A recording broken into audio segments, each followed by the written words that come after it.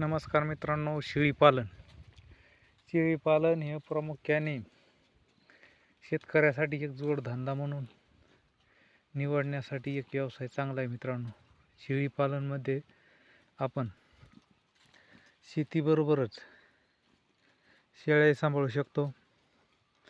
एका शेतकऱ्याला शेळ्याही सांभाळता येतात आणि शेती पाहता येते. म्हणजे शेतीसाठी जोडधंदा एक अति उपयुक्त धंदा आहे. जसे महात्मा गांधी म्हणले होते की शेळी ही गरिबाची गाय आहे, त्याचप्रमाणे प्रत्येक शेतकऱ्याने 1-2 जर शेळ्या पाळल्या तर तुम्ही वर्षात एका शेळीमध्ये 20,000 रुपये कमवू शकता मित्रांनो. कमीत कमी 20,000 रुपये. तर तशा तुमच्याकडे जर 5 शेळ्या असल्या तर 1,00,000 रुपये तुम्ही स्वतः शेती करून कमवू शकता. आणि शेळ्याला जे खाण्यासाठी जे लागतं ते आपल्या शेतीमध्येच उपलब्ध असतं. झाडपाला, गवत. आणि आपण 2 ते 4 शेळ्या प्रत्येक शेतकऱ्याला सांभाळणं काही अवघड नाही आहे.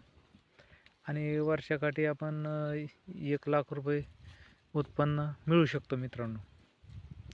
तर हे जे शेळीपालन आहे, शेळीपालनमध्ये आपल्याला कसं आहे की शेतीबरोबरच हे करू शकतो.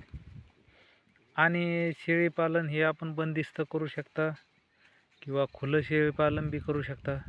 बंदिस्त शेळीपालनमध्ये आपल्याला जे काही आपल्या रानामध्ये मिळेल असलेलं गवत आहे, झाडपाला, गवत, बोरीचा पाला, शिवरीचा पाला हे आणून टाकून आपण शेळीपालन करू शकता. व्यवस्थित त्या दावण बनवून त्याच्यामध्ये आपण झाडपाला आणून टाकू शकतो. तर शेतकऱ्यासाठी जोडधंदा म्हणून एकदम अतिउपयुक्त म्हणजे शेळीपालन हा व्यवसाय माझ्या मते चांगला आहे मित्रांनो. आपण 1-2 शेळ्या तर सहजरित्या पाळू शकतो. तर मित्रांनो, आपल्याकडे शेळीपालन व्यवसाय 2000 पासून आहे. तर आता 26 वर्ष झाले मित्रांनो आपल्याकडं शेळीपालन व्यवसाय. आपले शेळीपालन व्यवसाय हा शेतीबरोबरच शेळीपालन व्यवसाय ज्या दिवशी आपल्याला शेतामध्ये काम नसेल त्या दिवशी आपण शेळ्यांना असं मोकळे सोडतो. आणि ज्या टायमिंगला आपल्या इथं काम असतं तर त्या टायमिंगला खुरपणीचं गवत, झाडपाला हे ते टाकलं, 2 कवळे टाकले की त्याच्यानंतर शेळ्या जागेवरच शेडमध्येच असतात ह्या. आणि जागेवर खातात. बघा तुम्ही क्वालिटी बघून घ्या शेळ्याची, 1 नंबर क्वालिटी. तर यांना आपण मित्रांनो गहू हे अन्नधान्य काहीच खाण्यासाठी देत नाही. जे काही हे रानातलंच आहे सगळं. क्वालिटी चांगली मित्रांनो. तर आपल्याकडे 26 वर्ष झाले मित्रांनो शेळीपालन हे आपण करतो. पहिल्यांदा सुद्धा आपल्याकडे एक होंडी शेळी होती. तर त्या शेळीच्या शेळ्या. तर मित्रांनो, आपण शेळीपालन करीत असताना घ्यावयाची काळजी म्हणजे आपले जे बरेचसे उद्योजक आहे, नवीन युवा उद्योजक, यांचा प्रॉब्लेम एकच होतो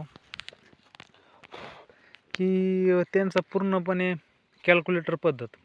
तर कोणताही व्यवसाय करा तुम्ही, जीवनात येऊन कोणताही व्यवसाय केला तर तुम्हाला कॅल्क्युलेटर पद्धत चालणार नाही. म्हणजे सांगायचं वैशिष्ट्य एकच आहे की प्रत्येकजण असं गणित करतं की आपल्याला टायमिंग आणि गणित याचं सगळं गणित करून हे उरत नसतं मित्रांनो. बरेचसे शेतकऱ्यांनी आपल्या शेळ्या बघून, गावातील शेतकरी 10-15, मोठाले शेतकरी 20-25 एकरवाले पण त्यांनी कॅल्क्युलेटर गणित करून आपल्या शेळ्यांची बरोबरी केली. आणि त्यांनी 1 ते 1.5 वर्षात ज्याप्रमाणे त्यांनी शेळ्या आणल्या होत्या उस्मानाबादी, तर मित्रांनो त्यांनी शेळ्या आणल्याच्या नंतर 1 ते 1.5 वर्षात शेळ्या विकून टाकल्या. तर याच्या मागचं कारण आहे की ह्या व्यवसायाविषयी बद्दल काही माहिती नसताना फक्त कॅल्क्युलेटर पद्धत वापरून त्यांनी शेळीपालन केलं होतं. तर तसं न करता ह्या व्यवसायाविषयी सगळी माहिती घेणं महत्त्वाची. कोणताही व्यवसाय करा तुम्ही, सगळी माहिती घेणं महत्त्वाची. आणि तुम्हाला सांगतो असं कांड्यावर गणित करून जमत नसतं मित्रांनो. याच्यात काय मरधर होतच असते. आता आमच्या 26 वर्षामध्ये आम्हाला काही वर्षे काही उरलं, काही वर्षे 2च बकरं उरले, काही वर्षे सगळेच मेले. तरी आम्ही मागं न हटता आमची पारंपरिक पद्धतीनं शेळी पालन चालू आहे. तर याला असं हे करावं लागतं. आता तुम्ही एक शेळी घेतली आणि त्याच्यानंतर तिच्या पोटात समजा बकरं मेले, तर 20,000ची शेळी घेतली आणि पोटात बकरं मेले. ती शेळी आता तुमचं गणित असतं, तुम्हाला वाटतं ते बकरं दिल्याच्यानंतर आपल्याला बकराचे 5-5 हजार रुपये येतील, ते 10,000 आणि शेळीचे 20, म्हणजे असे 30,000 रुपये, लगेच 10,000 रुपये आपल्याला मोकळे होतील. तसं गणित नसतं मित्रांनो. ते बकरं मेल्याच्या नंतर पुन्हा 6 महिने तिला तसंच रिकामं सांभाळून डबल 6 महिन्याच्या नंतर डबल बकरं झाले पाहिजे, असं एक तेवढा टायमिंग द्यायला लागतो. तर तसं बकरं मेल्याच्या नंतर काय आहे की बरेचसे शेतकरी काय घाट्यात गेल्यावानी त्याला वाटतं आणि हा व्यवसाय सोडून देतात. तसं न करता हा व्यवसाय जर करायचा असेल तर तुम्हाला कम से कम 5-6 वर्षे व्यवसाय करायला लागतो. म्हणजे याच्यामध्ये काही अडीअडचणी भरपूर येत असतात. काही रोग आला किंवा काही शेळ्यांना विषबाधा झाली. शेळ्यांना थोडीफार जरी विषबाधा झाली तर त्यांच्या पोटात असलेले बकरं डायरेक्ट बाहेर पडतात. म्हणजे शेळीला ही विषबाधा जमत नाही. आपल्या राऊंडअप बरेचशा ठिकाणी राऊंडअपची फवारणी केलेली असते शेतकऱ्यांनी, किंवा आपल्याकडूनही चुकीनं होतं की शेळ्याला गवत टाकण्यात जातं. तर राऊंडअपचं जरी गवत खाण्यात गेलं शेळीला, तर तुम्हाला सांगतो का आपण शेळीचे बकरं ऑटोमॅटिक 2-3 महिन्याचे जरी पोटात असले तरी ते बाहेर पडतात. तर मित्रांनो, हे कसं आहे, आता पहिल्या जुन्या काळी जे पारंपरिक पद्धतीनं शेळी पालन केलं जात होतं त्याप्रमाणे आता राहिलेलं नाही. कशामुळं की आता जे ह्या युगामध्ये औषध फवारणीचं प्रमाण जास्त वाढलेलं आहे. तुम्ही बघू शकता पहिल्यांदी तुरीवर किंवा बाजरीवर, मकावर, यांच्यावर, ज्वारीवर फवारण्या नव्हत्या, गव्हावर फवारणी नव्हती मित्रांनो. पण आता इतकं हे रोग आलेला आहे की गव्हावर, तुरीवर, ज्वारीवर प्रत्येक पिकावर फवारणी केल्याशिवाय पीक येत नाही. आणि त्याचबरोबर जे असणारा बांधाच्या काठावर झाडपाला हे ते असतं त्याच्यावर ते हे गवत ते औषध त्याच्यावर जात असतं गवतावर. त्याच्यामुळं शेळ्यांना लवकर विषबाधा होते आणि शेळ्यांचे बकरं हे मरत असतात.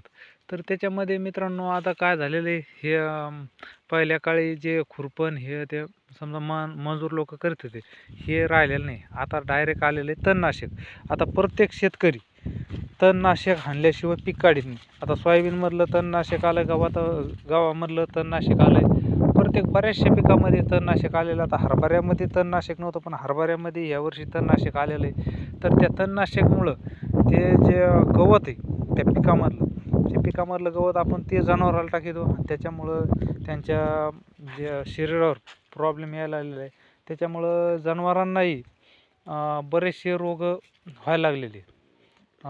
त्याच्यामुळं हे सगळं लक्ष देणं फार गरजेचं असतं मित्रांनो. शेळीपालन करणं म्हणजे हे जुन्या काळी लोकांना जसं वाटत होतं, एक शेळी घेतली की तिच्या वर्षात 2 शेळ्या, 3 शेळ्या होत्या, असं काही नाही मित्रांनो. आता प्रत्येक व्यवसायामध्ये व्यवसाय करताना तुम्हाला पूर्णपणे त्या व्यवसायाची माहिती घेणं फार गरजेचे असते. आणि प्रत्येक व्यवसायासाठी तुम्हाला वेळ देणं महत्त्वाचं आहे. कोणताही व्यवसाय करा तुम्ही, त्याला वेळ देणं फार महत्त्वाचं आहे आणि त्याच्याविषयी सर्व बाबी जाणून घेणं महत्त्वाचे असते मित्रांनो. उठलं की सुटलं हा व्यवसाय करू, तो व्यवसाय करू, असं चालणार नाही मित्रांनो. प्रत्येक व्यवसायामध्ये काळजी घेणं फार महत्त्वाचे असते. तर मित्रांनो, हा होता आपला शेळीपालन याविषयी एक संदेशपूर्वक व्हिडिओ. तर मित्रांनो, आपल्या शेळ्याचं एक वैशिष्ट्य आहे की आपल्या शेळ्या 5 मरू, 10 मरू किंवा 2च राहू, तरी आपण शेळीपालन व्यवसाय सोडलेला नाही. 26 वर्ष झाले मित्रांनो आपल्याकडं शेळीपालन या व्यवसाय चालू आहे. तर आपल्या जे शेळ्या आहे ह्या प्युअर गावरान शेळ्या आहे, त्याच्यामुळं यांना जास्त काही रोग येत नाही.